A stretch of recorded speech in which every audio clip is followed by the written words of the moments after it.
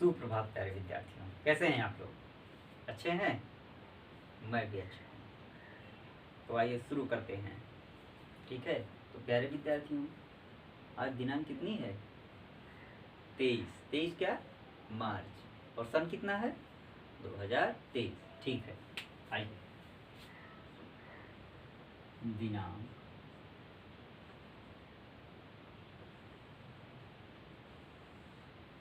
23 मार्च 2023। 23/03/2023। कक्षा कौन सी है अपनी? कक्षा 9।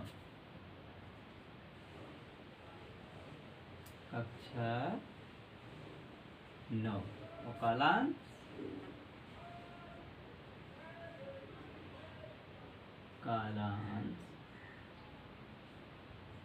प्रथम। तो प्यारे विद्यार्थियों, आप लोग मुझे ये बताइए कि आप लोगों को कहानियाँ सुनना पसंद है? बचपन में कहानियाँ सुनी हैं आप लोगों ने? ठीक है, तो कौन कौन सी कहानियाँ सुनी हैं आप लोगों ने? राजा रानी की कहानी। और कौन सी कहानी सुनी है आप लोगों ने? परियों की कहानी। और जानवरों की।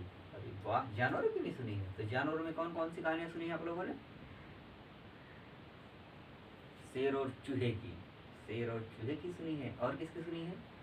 लोमड़ी की। लोमड़ी की भी सुनी है। और हाथी और घोड़े की। वाह, शाबाश। तो और कौन कौन सी कहानियां सुनी है? क्या आप लोगों ने बैलों की भी कहानियां सुनी है? नहीं सुनी है? तो ठीक है, तो आज हम लोग ऐसे ही 2 बैलों की कहानी पढ़ेंगे। ठीक है, तो आइए शुरू करते हैं। विषय क्या अपना? विषय हिंदी। कौन सा विषय है? हिंदी। पाठ कौन सा है? पाठ 1। पाठ 1। और कौन सी कहानी पढ़ेंगे? 2 बैलों की कथा। टॉपिक क्या है अपना? 2 बैलों की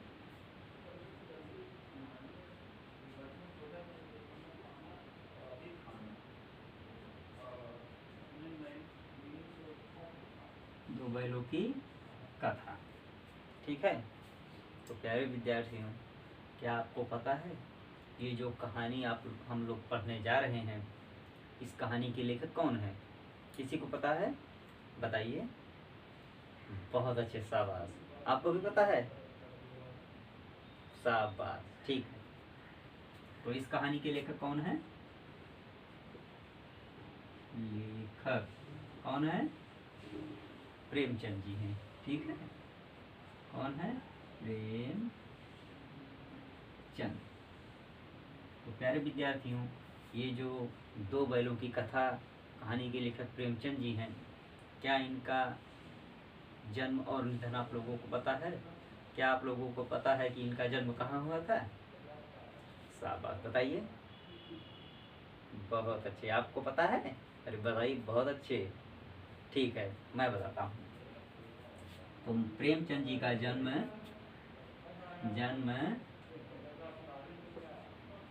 कब हुआ था? 1880 ईस्वी में। कब हुआ था? 1880 ईस्वी में। कहाँ हुआ था? पता है आप लोगों को? ठीक है, तो मैं इनके जन्म स्थान से संबंधित आप लोगों को एक छोटी सी कविता सुनाता हूँ। अभी आप लोगों को उस कविता के माध्यम से समझ में आ जाएगा कि प्रेमचंद जी का जन्म कहाँ हुआ था। तो ठीक है, सुनिए। प्रेमचंद लमही में जन्मे, बढ़ा दिया हिंदी का मान, उपन्यास सम्राट बन गए, लिख कर करुणा मैं गोदान। एक बार और सुनिए। प्रेमचंद लमही में जन्मे, बढ़ा दिया हिंदी का मान, उपन्यास सम्राट बन गए, लिख कर करुणा मैं गोदान। ठीक है प्यारे विद्यार्थियों, तो इस कविता के माध्यम से आपको पता लग गया होगा कि प्रेमचंद जी का जन्म कहाँ हुआ था। कहाँ हुआ था बच्चों? लमही में। बहुत अच्छे। लमही कहाँ है? उत्तर प्रदेश के वाराणसी जिले में एक गांव है जिसका नाम है लमही। ठीक है, तो कहाँ हुआ था जन्म? वाराणसी के कहाँ हुआ था? वाराणसी के लमही नामक गांव में। कहाँ हुआ था? वाराणसी के लमही नामक गांव में। तो बच्चों, प्रेमचंद जी की माता पिता का क्या नाम था, पता है आप लोगों को? ठीक है, माता माता कौन थी? आनंदी देवी। कौन थी? आनंदी देवी। पिता पिता अजय राय।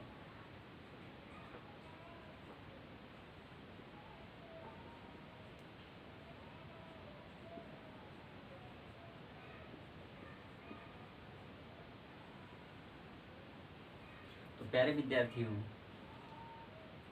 क्या आपको पता है प्रेमचंद जी का मूल नाम क्या है? बताइए। शाबाश, आपको भी पता है? बहुत अच्छे।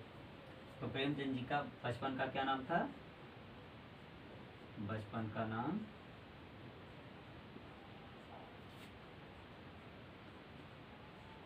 धनपत राय था। क्या नाम था? धनपत राय।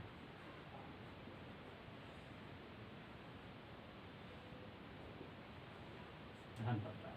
ठीक है। तो बच्चों, आप लोग ये बताइए कि मुंशी प्रेमचंद जी ने कितनी कहानियां लिखी हैं? किसी को पता है?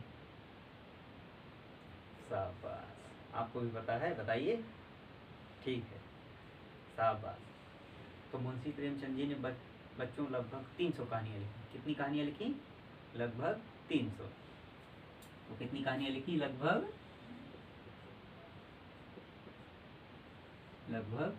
300 कहानियां लिखी। कितनी कहानियां लिखी हैं? लगभग 300 कहानियां। ठीक है। तो प्यारे विद्यार्थियों, क्या आपको पता है जो अपनी कहानी दो बैलों की कथा है, इसका प्रकाशन वर्ष क्या है?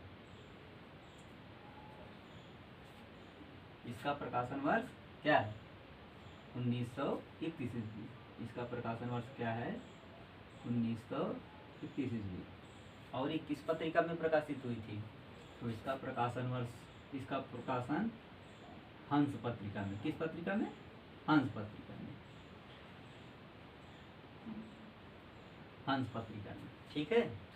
तो बच्चों, जो मुंशी प्रेमचंद जी ने अपनी लगभग 300 कहानियां लिखी हैं, ये इनके निधन के बाद मानसरोवर कहानी संग्रह में, जो कि 8 भागों में है, उसमें लिखा गया है। ठीक है, जो 300 कहानियां हैं। तो जो अपनी कहानी दो बैलों की कथा है, ये मानसरोवर के किस भाग में संकलित है? ये अपनी कहानी मानसरोवर भाग 2, जिसका प्रकाशन वर्ष 1936 ईस्वी है, में संकलित है। तो दो बैलों की कथा मानसरोवर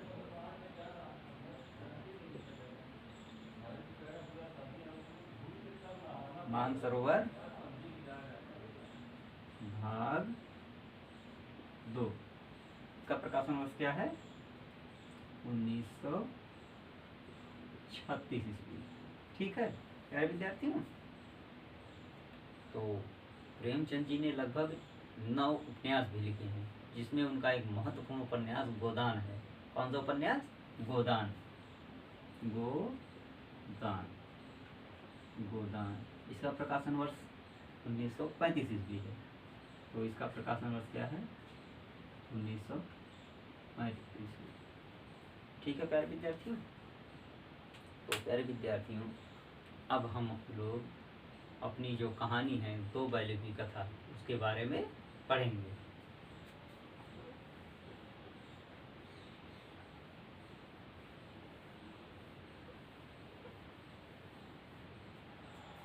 तो प्यारे विद्यार्थियों, जो अपनी कहानी दो बैलों की कथा है, उसका मूल उद्देश्य पढ़ लेते हैं। उस कहानी का मूल उद्देश्य क्या है। ठीक है प्यारे विद्यार्थियों, जो अपनी कहानी दो बैलों की कथा जिसके लेखक मुंशी प्रेमचंद जी हैं, तो इस कहानी के माध्यम से प्रेमचंद जी ने जानवरों और मनुष्यों के भावात्मक प्रेम का चित्रण किया है, भावात्मक संबंधों का चित्रण किया है। ठीक है और इस कहानी के माध्यम से हमको ये शिक्षा दी जाती है कि जो स्वतंत्रता है वो सहज रूप में हमको नहीं मिलती है। कैसे नहीं मिलती है? सहज रूप में। स्वतंत्रता प्राप्ति के लिए हमको लड़ना पड़ता है, कड़ा संघर्ष करना पड़ता है। और ये कहानी हमें स्वतंत्रता प्राप्ति की ओर अग्रसित करती है, स्वतंत्रता प्राप्ति की ओर अग्रसित करती है। ठीक है तो प्यारे विद्यार्थियों, आइए अब कहानी को पढ़ते हैं। तो बच्चों, जो ये दो बैलों की कथा है, इस कहानी में दो बैल हैं, दो पात्र। ठीक है पात्र इसके कौन कौन से हैं? पात्र हीरा और मोती नामक दो बैल। हीरा मोती नामक दो बैल, हीरा और मोती नामक दो बैल।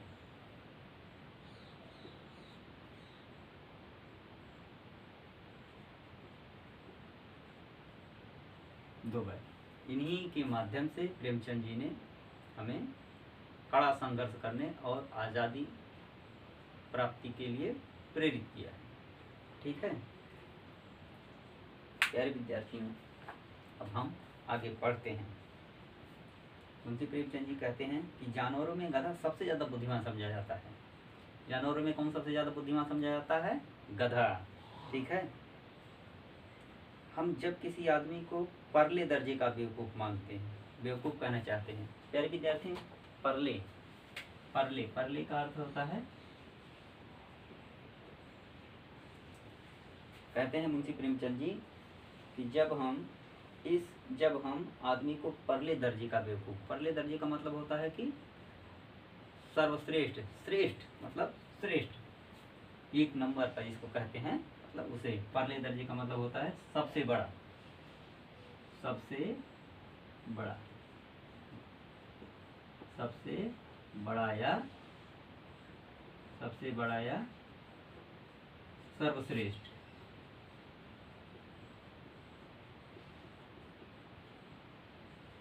सबसे बड़ा या सर्वश्रेष्ठ। कहते हैं मुंशी प्रेमचंद जी कि जब हम किसी आदमी को परले दर्जे का बेवकूफ़, बेवकूफ़ का अर्थ होता है बेवकूफ़, तो बेवकूफ़ बेवकूफ़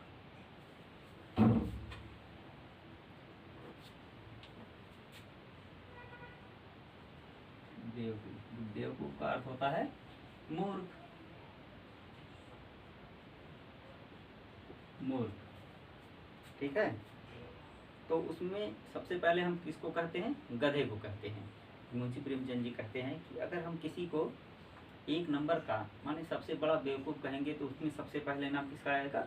गधे का। ठीक है गधा सचमुच बेवकूफ़ है? मुंशी प्रेमचंद जी का प्रश्न करते हैं कि गधा सचमुच बेवकूफ़ है या उसके सीधेपन, उसके निरापद सहिष्णुता से उसको ये पदवी दे दी गई है। मुंशी प्रेमचंद जी कहते हैं क्या गधा सच में बेवकूफ़ है या उसके सीधेपन, निरापद सहिष्णुता से उसको ये पदवी दे दी गई है?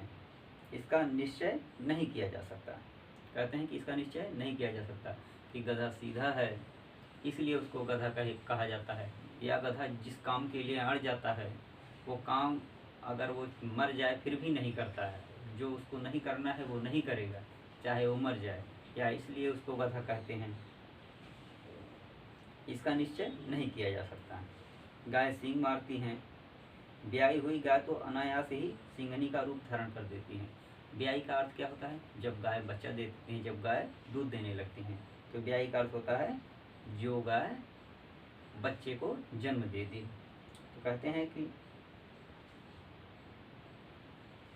गाय सींग मारती हुई, ब्याई हुई गाय तो अनायास ही सिंघनी का रूप धारण कर देती है। सिंघनी मतलब शेर और सिंघनी, शेर और सिंघनी, मतलब सिंघनी बहुत खूंखार होती है।